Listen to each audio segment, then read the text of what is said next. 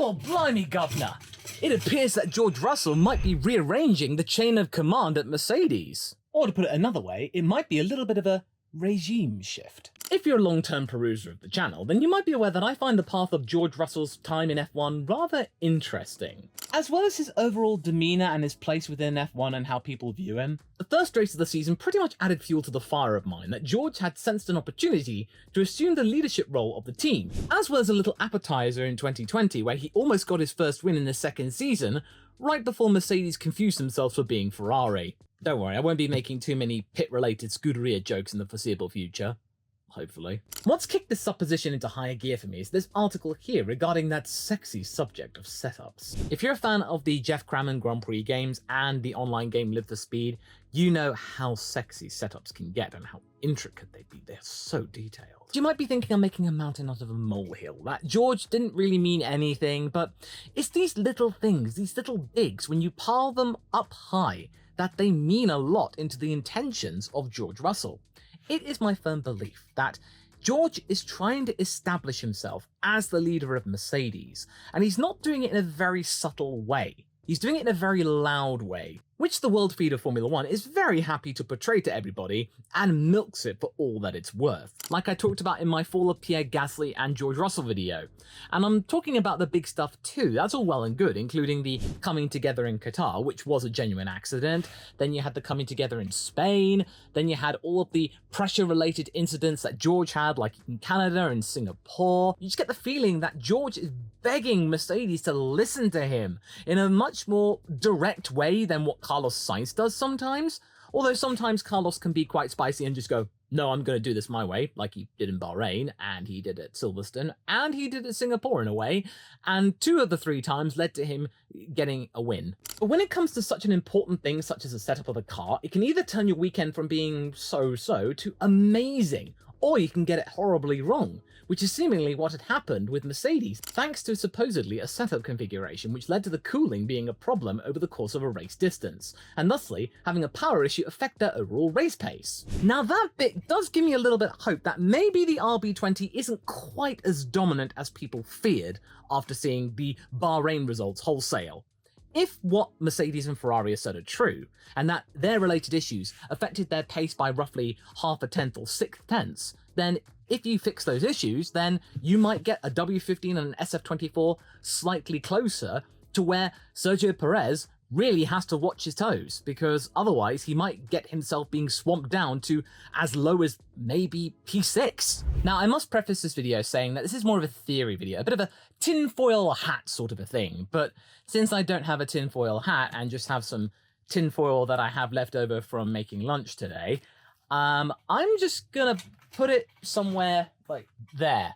So if you see it, then tinfoil ladder, just yeah, there, ladder tinfoil, tinfoil. But it seems to be my personal belief that in the midst of Lewis Hamilton going to Ferrari for 2025, the opportunity for George Russell to become the de facto team leader of Mercedes has reintroduced itself after it being potentially postponed forever when Lewis Hamilton signed his 2-year extension, and then it turned out to be a 1+1 sort of dealie. Now having the opportunity to be the team leader once more and be listened to, he is going to act like some military sergeant, the person that goes, right, come on chaps, we are going to get this done. Do it together. George is going to use every opportunity possible to be the statesman of Mercedes and acting like the driving force that, despite there being issues in Bahrain that led to the Mercedes cars being compromised, there was still something to be happy about, that there was potential in the car and that it can only get better. And based on the initial feedback, I do think that rings true. We're not going to be seeing lightning results out of the gate, but we will be seeing potentially a car that could win a race or 2 this season, depending on how Red Bull handles certain tracks, and I reckon that Lewis Hamilton may be due a win in Canada or something like that, or even Hungary, one of his strongest tracks.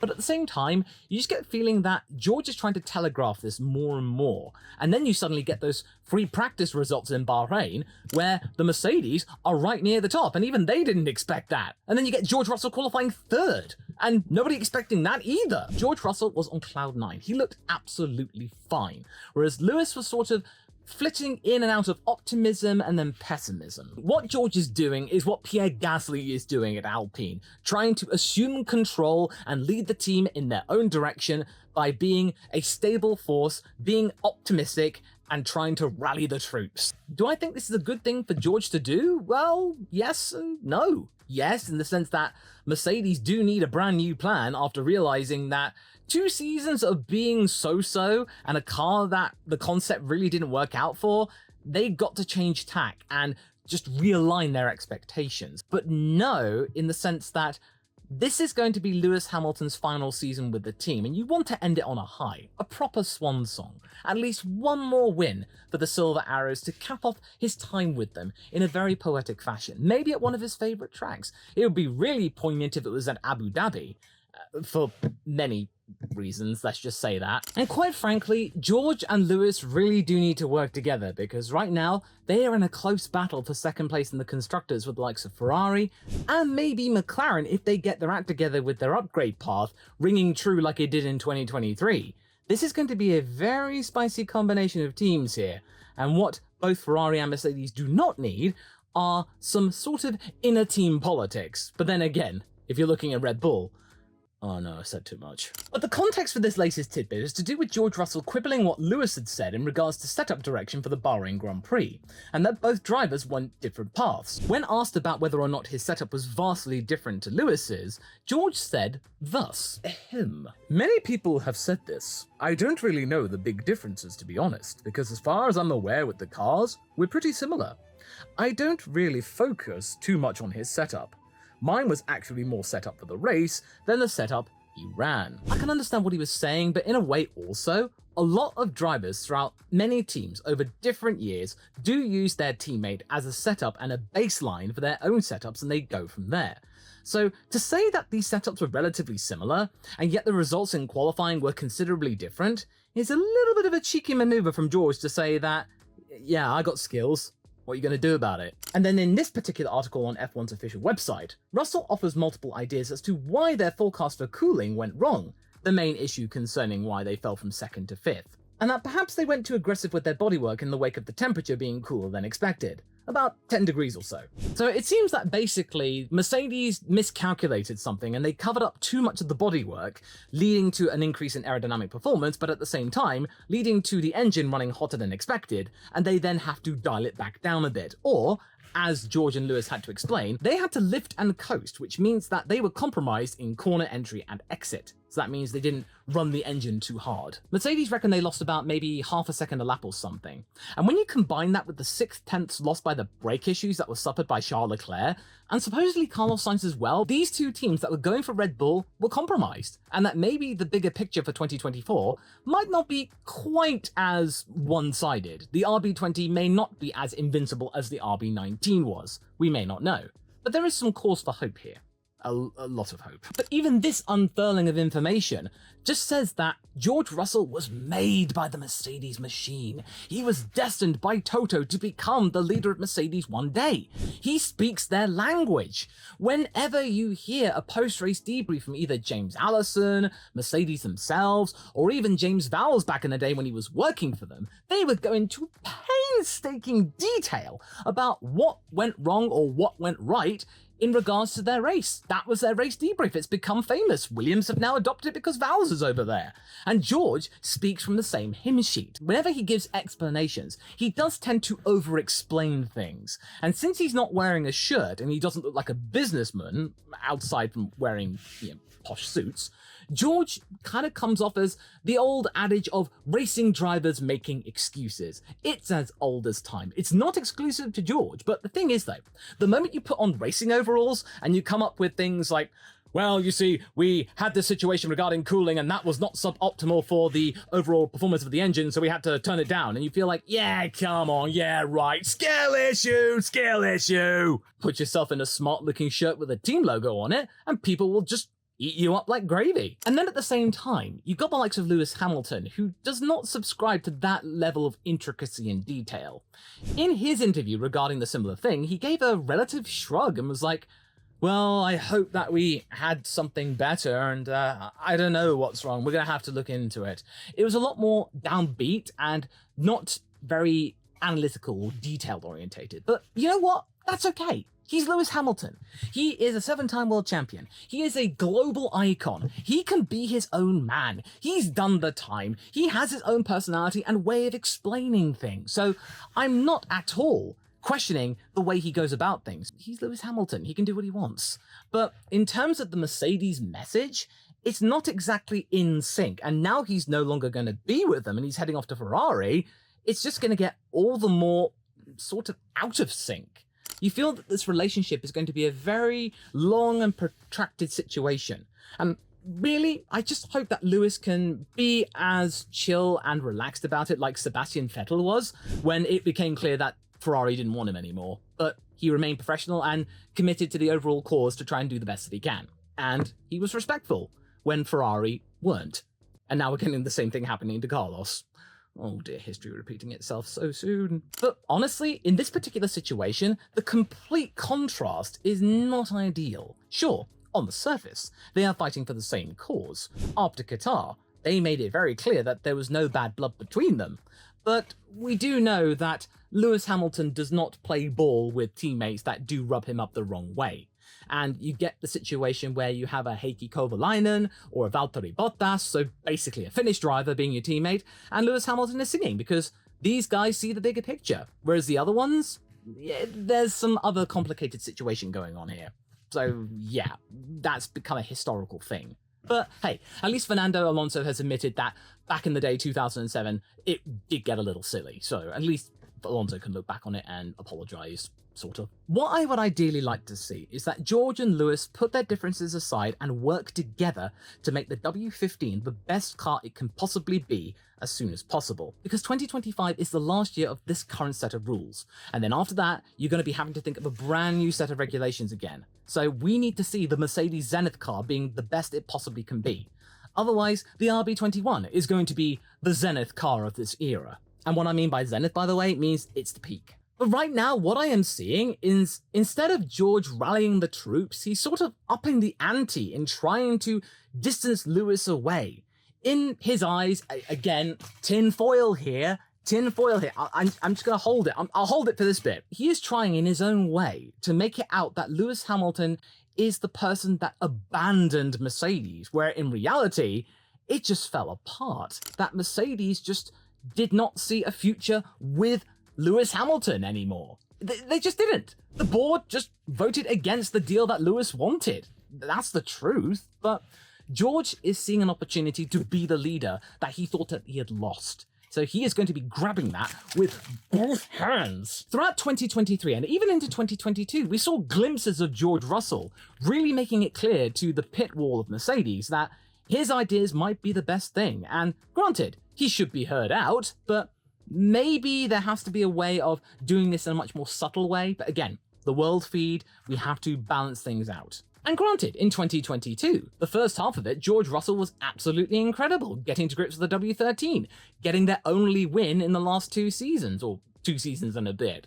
And yes, of course, we do have to remember that Lewis Hamilton the following year did completely trounce George, and was so close to being the best of the rest in second place in the championship, so that should not be ignored. Lewis has still got it, and he is not going to give up without a fight. But you do get the feeling that this connection as to what is making Mercedes is slowly moving away from Lewis, because Lewis is moving away from Mercedes. It's going to George. Mercedes is transforming itself into a team led by George Russell, no longer Lewis Hamilton. But you kind of want a situation where it's just a good way to just pay tribute to all of the success that they've had together.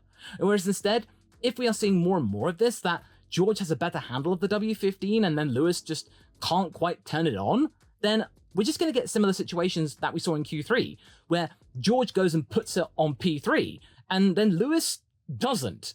And to the casual fan, they'll go, oh wow, Lewis Hamilton's washed. Whereas in reality, there are many other factors going on here. But the thing that George said, in that the setups may have been pretty similar, is that, well, he was able to take the fight to Charles Leclerc and briefly hold on to P2, and maybe got a little bit closer to Max Verstappen. They just didn't get that opportunity to capitalize on the podium in Abu Dhabi, how 2023 ended, and then maybe, at one point, 2024 could have carried on in quick succession. And then he decides to go and best Lewis Hamilton in the car made for him by a convincing margin. Now, again, tinfoil, where are we seeing that happening at Ferrari? Because Carlos is actually driving the car made for Charles better than expected and giving them a headache. Right now, George and Lewis need to work together to recover the team. That's what they need to do in their last season together as teammates. And look, I get why Lewis was disappointed in Bahrain. I really do. He was so hopeful in practice that Mercedes had turned a corner,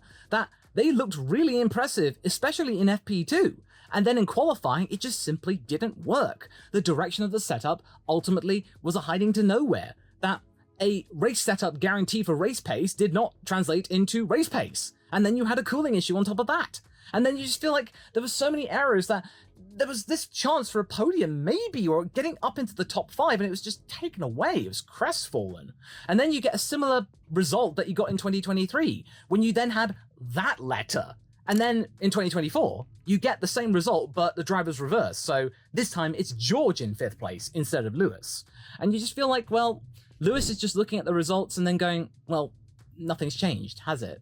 We're exactly the same where we used to be. Well, look, in reality, we also have to remember that both drivers said that this car had potential. But you do get the feeling that George has been a lot more vocal about that factor, that there is potential, that it could be really good. Whereas Lewis has been a bit more subdued about it. He's not been as glowing. And understandable in a way, because he is a 7-time world champion. He knows what a championship-winning car is like. George, again, I understand you want to lead Mercedes. You want to prove to everybody that you can lead a team. What has been intended since you joined Williams in 2019. And admittedly, you did a good job at Williams. And you did lead them to a decent result in 2021. He went through a team where you had to try every sort of opportunity to score a point or two. You had to take risks with a car that was consistently the worst car on the grid. And as we all know with the 2019 one, we're now seeing it again in 2024 with Alpine, and history repeating on that front as well. George went from a team that you had to shout out to be heard, and then you did get heard, to a team where they are going through a bit of a rough patch, and he thinks, well, I need to shout out to be heard, and maybe we can take risks. Then instead of, okay, we'll give it a go, you then get silence, and that's sort of demoralizing in a way. That leads to George shouting even more, and then rubbing the fans up the wrong way. But you just get the feeling that the George Lewis situation is not the only situation up and down the grid. Throughout 2024, we are going to be seeing teammates battling out to try and convince other teams, because remember, there's going to be a very big silly season coming up, still going on, that many other drivers are going to be trying to undermine the other driver, just in the sense of trying to make other teams look at them and go, ooh, they're an interesting prospect. You're seeing this at Ferrari. Granted, Carlos and Charles, there doesn't seem to be any bad blood between them. It's between Carlos and Ferrari. And then suddenly, you get the likes of V-Carb and Tsunoda and Ricciardo. But again, this shouldn't be a surprise because they're battling it out for the second Red Bull seat in case Checo's contract does not get renewed. So we are going to be seeing fireworks from those two, like we did in Bahrain at the end of the cooldown lap and the whole team order situation. Look, I'm not going to get into that situation. It was more about the reaction from Yuki, which was not classy at all, and has pretty much undone all of the good favour that he managed to get in Abu Dhabi. But again, you can check out my winners and losers video for more details about that. But the thing is though, what we're seeing at Mercedes is a lot more of a subtle affair, that every now and again, George will position himself in a manner that makes it out that he is the bastion of Mercedes, that he goes, come on chaps, we can do this. He is trying to position himself as the leader that Mercedes needs right now. Somebody who's not afraid to be transparent and know exactly what needs to be done. And that can work, but sometimes it can be a little bit too in your face, George. You just tone it down a little bit. It's going to happen. And then over there, Lewis is just doing his thing, which is okay. He can do his thing because he's Lewis Hamilton. You're going to get your turn, George. You really are. Unless Kimi Antonelli comes in and completely undermines you yet again, and then you're just going to have to find something else to do. It could easily happen. But then again, Toto might have your back and delay it for a couple of years by sending Kimi off to Williams. But then you hear that Williams might not offer that opportunity, and that Toto might have to take a big risk. If you want to find out more about what might be happening here, and that James Vowles might not necessarily give Antonelli that opportunity, go and watch this video next, and it will be really fascinating to see if this turns out to be a reality.